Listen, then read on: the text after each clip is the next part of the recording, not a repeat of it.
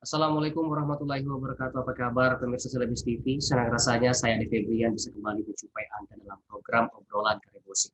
Pemirsa, kita tahu Pulau Jawa dan Bali sedang melakukan PPKM darurat yang mana memang kasus COVID-19 di sana sudah di luar kendali oleh pemerintah setempat. Namun apakah di Provinsi Sulsel akan menjalani hal yang sama? Dan bagaimana tentang status COVID-19 di Provinsi Sulawesi Selatan? Saat ini kita sudah terhubung bersama dengan Prof. Ridwan Amiruddin selaku ahli epidemiologi UNHAS dan juga Satgas COVID-19 Provinsi Sulawesi Selatan. Assalamualaikum warahmatullahi wabarakatuh, Prof. Ridwan.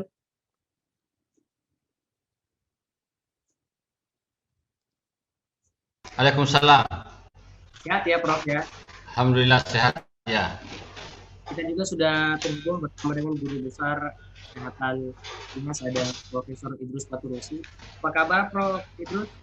Alhamdulillah baik-baik. Ya, mungkin pertama saya ke Prof. Ridwan dulu deh. Prof. Ridwan, untuk status COVID-19 di Provinsi Sulawesi Selatan per hari ini bisa diinformasikan karena kita butuh informasi yang real ya dari Satgas COVID-19 di Provinsi Sulawesi Selatan. Silakan Prof. Ridwan. Ya, jadi baik. Bismillahirrahmanirrahim. Assalamualaikum warahmatullahi wabarakatuh. Yang saya hormati ada Prof. Idrus dan Bang Ade. Untuk perlu kami sampaikan situasi terkini untuk COVID-19 untuk Sulawesi Selatan. Sekarang ini kasus aktifnya sudah ada di angka 2.200. Kemudian kemarin jumlah kasus itu ada 219. Kemudian positivity rate sekarang di posisi 11,5%. Kemudian jumlah penggunaan tempat tidur untuk isolasi naik di 31,8%, untuk ICU-nya naik di 17%. Kemudian indikator pertumbuhan kasusnya itu ada peningkatan ke 1,4. Kemudian yang di testing sudah di angka 2000-an dengan positivity rate kisaran 11 sampai 19%. Kalau jumlah yang dites per 1000 itu di 1,3 ya per 1000. Kemudian dari sebaran kabupaten kota itu ada perluasan wilayah meliputi Makassar, Goa, Wajo, Sinjai, Jeneponto, Pinrang, Baru, Luwu Utara, Takalar. Itu untuk sementara perkembangan situasinya. Sebagian besar kasus ini didominasi di Makassar. Dalam beberapa pekan ini, per kemarin kasus di Makassar yang terkonfirmasi itu ada 70-an. Begitu Bang Ade. Baik, terima kasih Prof. Ridwan. Saya ke Profesor Idrus Paturusi. Prof. Idrus, jika kita melihat kasus COVID-19 di Provinsi Sulawesi Selatan, yang mana sekarang kan sudah ada vaksin, sudah disebarluaskan juga untuk pembagian vaksin secara gratis. Tapi kalau kita lihat perkembangan atau penyebaran COVID-19 di Sulsel ini masih belum dikategorikan aman ini, Prof. Idrus. Kalau dari pandangan Prof. Idrus sendiri seperti apa melihat penyebaran COVID-19 di Sulsel? Ya, saya kira Assalamualaikum warahmatullahi wabarakatuh. Ya, Prof. Ridwan. Kira ini ahlinya yang sebetulnya ya. Nah, kalau kita lihat sebetulnya ini memang memprihatinkan ya. Kalau kita lihat situasi kondisi. Nah, saya dengar tadi laporan dari Prof. Ridwan. Cuman saya lihat data-data yang ada sama saya itu sedikit berbeda ya. Karena saya dapat data itu dari laboratorium yang ada. Ada 25 laboratorium di Sulawesi Selatan. Nah, jumlahnya itu malah saya lihat positivity rate-nya itu berkisar di antara 20 sampai 25%. Ya. Kemudian kita lihat kasusnya, dan ini yang saya selalu tanyakan. Kenapa berbeda antara kasus yang dilaporkan secara nasional dengan ada yang di laboratorium? Nah, jawabannya ada yang mengatakan bahwa mungkin dimasukkan jumlah kasus lama. Tapi setelah saya mentris kasus lama, ternyata kasus lama itu tidak signifikan dengan perbedaan yang ada di laboratorium dengan yang ada di laporan. Seperti tadi saya lihat bahwa itu cuma 11 positivity rate-nya cuma 11,sekian% ya. Nah, kalau saya lihat laporan laboratorium, 25 laboratorium, itu ya berkisar antara ya 18 sampai 25% ya. Nah, ini yang saya selalu bertanya dan malah saya sudah sampaikan ke Pak Wali Kota. Saya bilang ini sebetulnya yang perlu itu adalah data akurat yang kita mau, agar supaya kita bisa tahu apa yang kita akan lakukan. Ya. Dan saya kira Menteri Kesehatan juga itu sudah, malah saya lihat ada komentar beliau bahwa terus terang ada beberapa daerah yang berusaha mengecilkan jumlah kasus agar supaya kelihatan bahwa daerah tersebut cukup baik. Padahal sebetulnya bukan itu maksud kita. Maksud kita itu bukan mau mencari jeleknya, tetapi kita mau mencari agar supaya ada solusi yang baik. Solusi yang baik itu harus ada transparansi dari data dan seterusnya.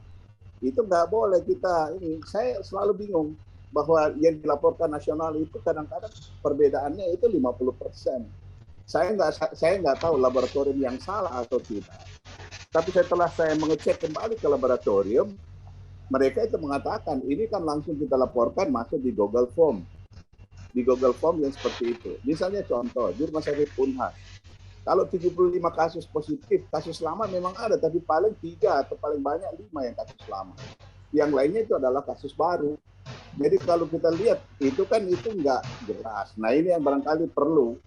Saya kira Prof. Ridwan sebagai ahlinya, dan saya lihat ini ada kepala dinas di sini, barangkali bisa memberikan jawaban sebelum kita ngomong mengenai PPKM.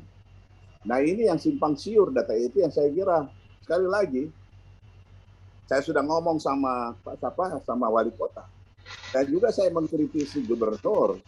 Saya ingat pada waktu di UMI dulu ada acara, beliau dengan berpidato, kita sudah green, zona green, angka kematian sekian. Padahal pada waktu itu, kita sudah mulai kasus-kasus kita itu sudah mulai nanjak naik. Nah ini juga saya kira nggak boleh kalau misalnya pejabat atau penentu kebijakan di daerah, karena apa? Ini menyebabkan masyarakat bisa jadi lengah. Dan kemudian kalau misalnya saya lihat Pak Wali Kota sudah mulai tanggal 6 sampai 20 itu surat untuk PPKM sudah jalan. Nah kalau misalnya masyarakat sebagian besar mengatakan kok kita zona hijau, kenapa mesti ada PPKM yang ketat aturannya? Nah ini yang saya lihat persepsi antara pejabat dengan yang lainnya ini nggak sama. Nah saya terus terang sebagai bagian daripada masyarakat itu selalu bertanya, ya, dan saya terus terang selalu memberikan kritikan yang keras kalau saya menganggap bahwa itu tidak betul, ya. Nah ini yang saya berapa kali bertanya, ini coba diterangkan. Saya tanya sama Pak Wali Kota, coba diterangkan kenapa ada perbedaan seperti ini. Saya tanya petugas penanggung jawab laboratorium, dia bilang ya ini kita memberikan laporan seperti apa adanya. Misalnya pernah satu kali saya lupa tanggal 3 atau tanggal berapa itu, jumlah kasusnya itu 499, yang dilaporkan itu cuma 200 lebih atau kurang lebih 300.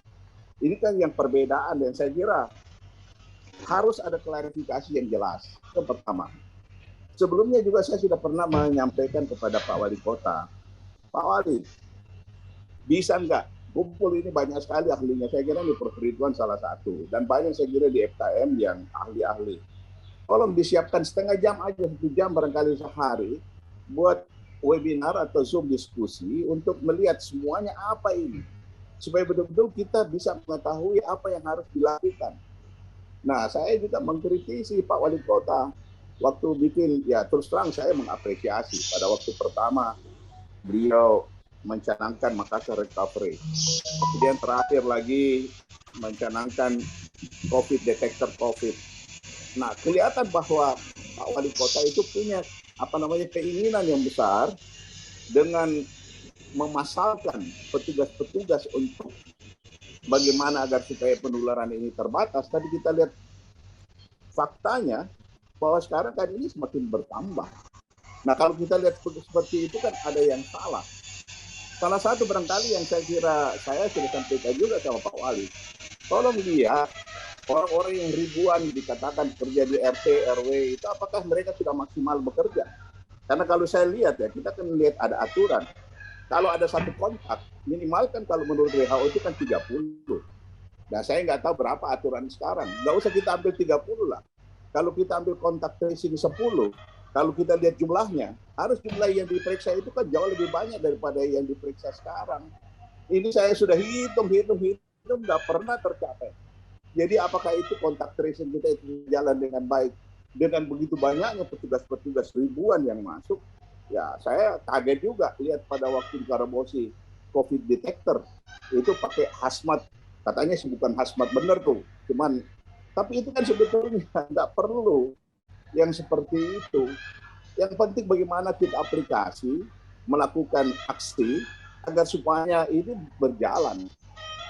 Percuma kalau kita ngumpul ribuan orang di lapangan begitu, mereka kan ujung-ujungnya nggak kerja, tidak melakukan tracing dengan baik dan seterusnya. Kapan kita mau sampai pada keputusan? Kalau ya seperti ini, maaf di sini saya kira ada Pak Kepala Dinas, barangkali bisa memberikan keterangan. Saya ini sebagai masyarakat atau rakyat biasa, ini mempertanyakan seperti itu. Saya kira ini barangkali sebagai awal yang saya ingin sampaikan. Terima kasih. Baik, terima kasih Prof. Idrus Patulusi. Saya mau menyapa dulu untuk Kadis Kesehatan Provinsi Sulsel, ada Dr. Ihsan. Dr. Ihsan, apa kabar? Ya, baik, Dinda, baik. Assalamualaikum. Baik, waalaikumsalam. Jadi Dr. Ihsan, tadi kita bahas seputar kasus COVID-19 di Provinsi Sulsel, datanya ya. Tadi juga Prof. Idrus sudah menyatakan bahwa ada beberapa data yang dia dapat dan ternyata dari data yang satu, data yang lain ini berbeda ini, Dr. Ihsan. Apakah memang dari Dinas Kesehatan Provinsi Sulsel untuk datanya sudah seperti apa sih, Dr. Ihsan? Karena ada sedikit perbedaan gitu. Iya, makasih Dinda. Jadi saya kira bukan berbeda ya. Jadi memang kalau melihat atau mengambil data dari satu institusi, tidak langsung barangkali kita mensandingkan, karena tentu data yang ada itu kita harus tahu dulu, misalnya data itu rilisnya kapan, ya kan? Kemudian yang dirilis itu datanya data lama kah atau data baru. Jadi tentu yang perlu saya sampaikan bahwa apa yang menjadi data dari provinsi ini sudah sesuai dengan apa yang disampaikan, karena misalnya hasil pemeriksaan yang positif itu. Pak Kadis ya, sebelum lanjut, saya ingin memperlihatkan ini, mudah-mudahan bisa lihat. Ini adalah data tanggal 5. Ini tanggal 5 dari 25 laboratorium. Iya, Prof. Tapi Prof, saya jelaskan ke dulu, Prof. Ya, jadi memang ada berbeda kalau kita lihat data cuma dari satu pihak. Nah, jadi ini dari tentu data yang disampaikan, yang kita perlihatkan itu, Prof, data yang tanggal, kita tahu bahwa rilis karena data-data laboratorium itu yang dikirim oleh laboratorium itu langsung dikirim ke kementerian melalui aplikasi NAS. Nah, kemudian itu disampaikan dan itu provinsi mengambil data dari situ. Nah, kami tidak tahu data yang kami sampaikan itu, Prof, tapi yang pasti bahwa kemungkinan data rilis itu data rilis sampai malam, sementara yang ditetapkan rilis itu yang di kementerian itu berdasarkan penyampaian dari staf itu sampai jam 5 itu batasnya. Jadi memang seperti itu. Ada perbedaan pada hari itu karena sangat tergantung dari kapan dirilis. Jadi sebenarnya ada kelebihan mungkin data yang seperti disampaikan Prof. Idrus, tapi itu kemungkinan data kelebihannya itu akan dirilis di besoknya, karena kita juga punya ketentuan mengenai rilis data itu, Prof. Tapi kalau kita lihat by name by address nanti, jangan kita main di angkanya saja, Prof. Kita lihat juga by name by address-nya, apakah memang ada data yang tidak masuk, seperti itu. Nah, perbedaan yang pasti bahwa itu yang pertama. Yang kedua, memang ketentuan seperti Prof. Idrus sampaikan tadi mengenai tracing ya, STAR WHO itu bahkan 15 sampai 30. Ini kita dorong terus, tapi memang di data sejak awal saya perlu sampaikan di Ramadan alhamdulillah kita jumlah kasus kita di Sulawesi Selatan itu hampir flat ya, tidak, kalaupun dikatakan bahwa karena kurang pemeriksaan, kita bisa lihat sebenarnya data atau kondisi objektif di rumah sakit. data objektif di rumah sakit itu kan sebenarnya menjadi data objektif karena tidak penggunaan tempat tidur juga isolasi kan berkurang ya. Saya kira kita tidak mungkin melarang orang untuk ke rumah sakit kalau memang dia ada merasa gejala-gejala yang cenderung ke COVID-19. Nah, seperti itu. Nah, sekarang memang yang menjadi persoalan bukan seperti itu. Saya melihat bahwa bagaimana kita semua ini saling mendorong untuk membuat strategi-strategi agar COVID-19 ini bisa kita tangani, kita bisa cegah untuk masuk di Sulawesi Selatan. Langkah yang Sulawesi Selatan lakukan sekarang ini itu didasarkan pada kondisi di awal COVID-19 bulan Maret. Itu kan sebenarnya COVID-19 Sulawesi Selatan itu masuk karena imported case ya. Imported case itu karena saya tidak salah umroh ya, umroh, kemudian ada kegiatan-kegiatan perkumpulan keagamaan, kemudian itu masuk ke Sulawesi Selatan.